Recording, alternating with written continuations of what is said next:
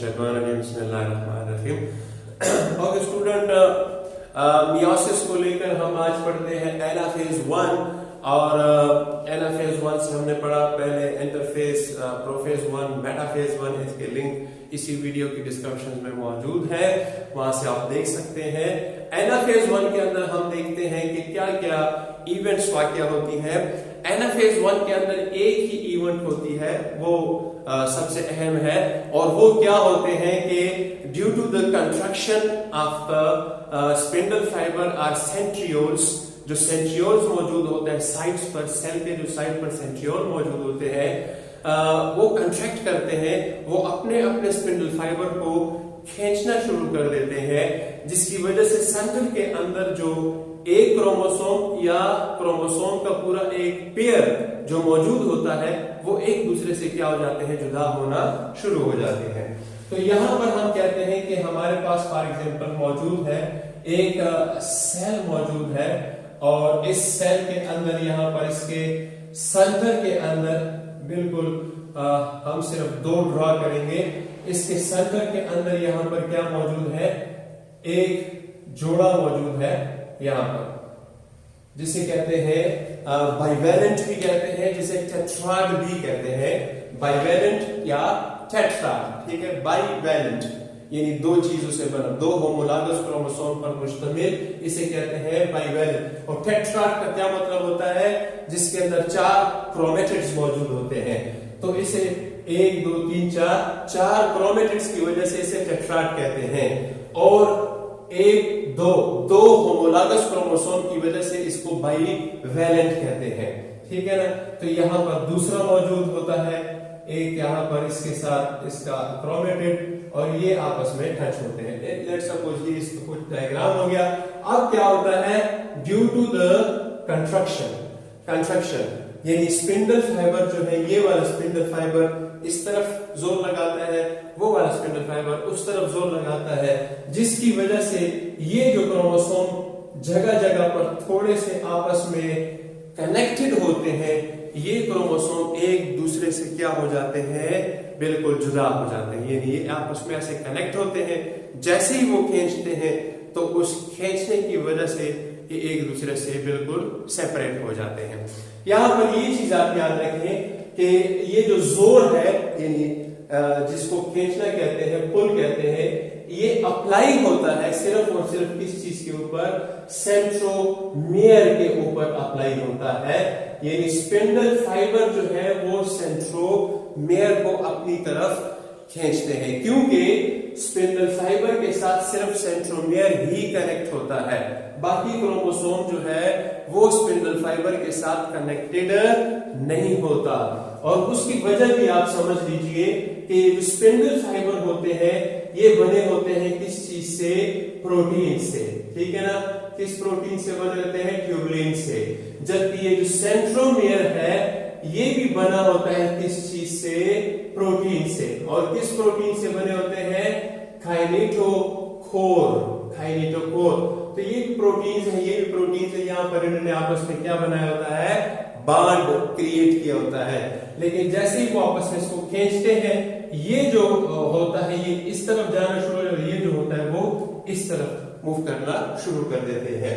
एक दूसरी बात ये भी याद रखें कि जब ये खींचते हैं तो यहाँ पर ये याद रखें कि जो सेंट्रोमियर होते हैं वो आगे आगे चल रहे होते हैं, जबकि इनके ये जो आर्म्स होते हैं, जिसे हम क्रोमेटिड्स कहते हैं, वो इसके पीछे पीछे जो होते हैं वो आ रहे होते हैं, ठीक है ना। इसके जो आर्म्स होते हैं वो इसके पीछे पीछे आ रहे होते हैं। यानी सेंट्रोमियर जो होता है वो पहले जुदा होता है, उसके बाद जो होते हैं इसके जो आर्म्स होते हैं वो एक दूसरे से क्या हो जाते हैं, जुदा हो जाते हैं। और थोड़े से मरहले के बाद, थोड़े से वक्त के बाद क्या होता है, ये जो पूरे का पूरा क्रोमोसोम होते हैं ये एक दूसरे से मुकम्मल तौर पर क्या हो जाते हैं, सेपरेट हो जाते हैं, मुकम्मल तौर पर एक दूसरे से जुदा हो जाते हैं, ठीक है ना। ये मुकम्मल एक दूसरे से सेपरेट। अब यहाँ पर ये याद रखें कि ये पूरे का पूरा पेयर, यहाँ पर पूरे का पूरा पेयर कनेक्ट होता है, पूरे का पूरा जोड़ा कनेक्ट होता है। तो वो जोड़ा जो है वो एक दूसरे से सिर्फ और सिर्फ क्या हो जाता है, एक दूसरे से अलग हो जाता है। तो इस केस के अंदर आप जरा ये याद रखें कि लेट्स सपोज आपके पास ये पूरे का पूरा इस जगह पर मौजूद होते हैं 46 क्रोमोसोम। मिसाल के तौर पर आपके पास यहाँ पर मौजूद होते हैं 46 क्रोमोसोम और 46 क्रोमोसोम कितने 23 पेयर्स 46 क्रोमोसोम और या आप कह सकते हैं 92 क्रोमेटिड्स 92 क्रोमेटिड्स, ठीक है ना।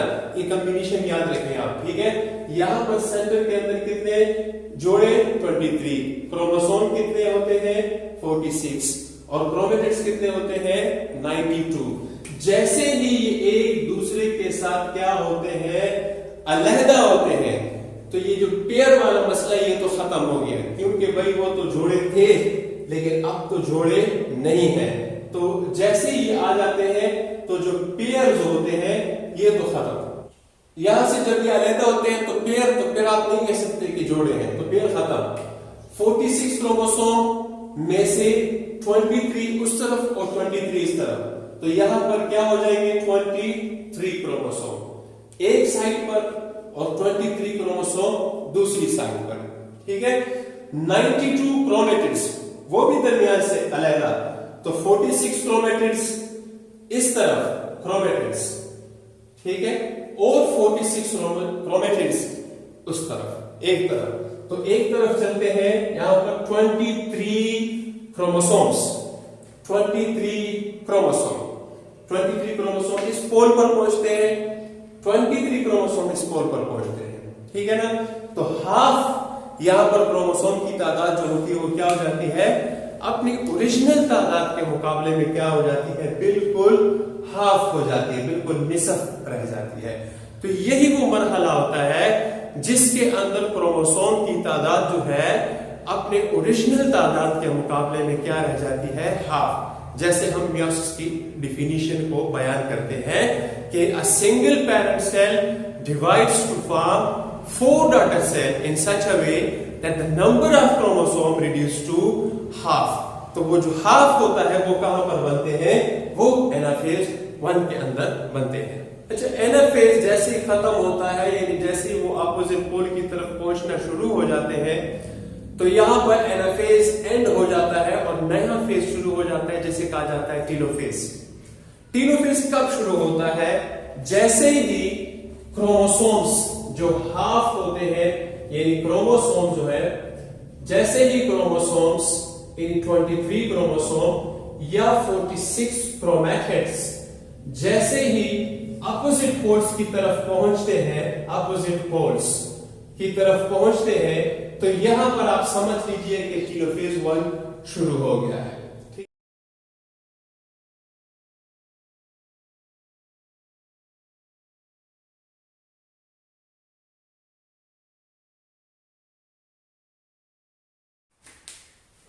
अच्छा, यहां पर आप देखें, आप पहले नंबर पे जैसे ये अपोजिट पोल की तरफ, ये अपोजिट पोल की तरफ पहुंच गए, तो जैसे ही अपोजिट पोल की तरफ पहुंचते हैं the spindle fibre breaks down. ये जो स्पिंडल फाइबर्स होती हैं ये क्या हो जाती है, यहां से टूट जाती है and releasing the chromosome. Chromosome को क्या करते हैं, रिलीज कर देते हैं। जैसे ही इसको रिलीज करती है तीसरा इवेंट क्या होता है, nuclear envelope, nuclear membrane reappear. Nuclear membrane दोबारा क्या हो जाती है, रीअपियर हो जाती है। ये तीसरा काम हो गया। चौथे नंबर पर क्या होता है, न्यूक्लियोलस। इसके अंदर जो न्यूक्लियोलाई होते हैं दे आल्सो रीअपियर, न्यूक्लियोलाई भी दोबारा रीअपियर होते हैं। और ये जो स्ट्रक्चर मौजूद होता है जिसे सेंट्रियोल कहते हैं, दे चेंजेस बैक टू सेंट्रोसोम, वापस किस चीज में कन्वर्ट हो जाते हैं, सेंट्रोसोम में कन्वर्ट हो जाते हैं, तब्दील हो जाते हैं। और फाइनली क्या होता है, ये जो क्रोमोसोम्स हैं जो कि क्रोमोसोम की शक्ल में होते हैं ये तब्दील हो जाते हैं धागों की शक्ल में, जिसे कहते हैं क्रोमेटिन नेटवर्क।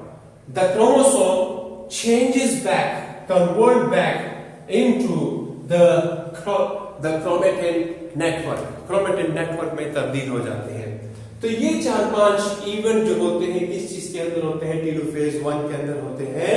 और यहां पर हम देखते हैं कि हमारे पास सेल तो एक ही है लेकिन उसके अंदर 2 न्यूक्लियस मौजूद होते हैं और इस न्यूक्लियस के अंदर भी अपने ओरिजिनल की तादाद के मुकाबले में हाफ क्रोमोसोम होते हैं और इस न्यूक्लियस में भी अपने ओरिजिनल के मुकाबले में हाफ क्रोमोसोम मौजूद होते हैं।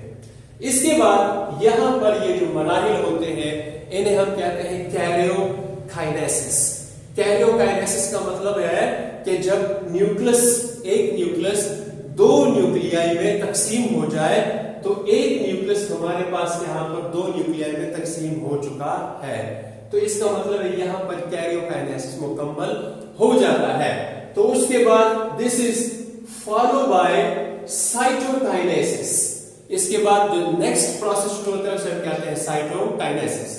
और साइटोकाइनेसिस अगर एनिमल्स है तो एनिमल के अंदर क्या होता है, ह्यूमन या एनिमल, तो यहां पर इसका जो सेल मेम्ब्रेन होता है दिस इज स्टार्ट इनफोल्डिंग। ये यहां पर अंदर की तरफ क्या शुरू कर देते हैं, इनफोल्डिंग शुरू कर देते हैं and they form a cleavage furrow. यहां पर एक क्लीवेज बनाते हैं जिसके बाद अ सिंगल सेल, एक सेल जो होता है it completely divide into 2 new sales.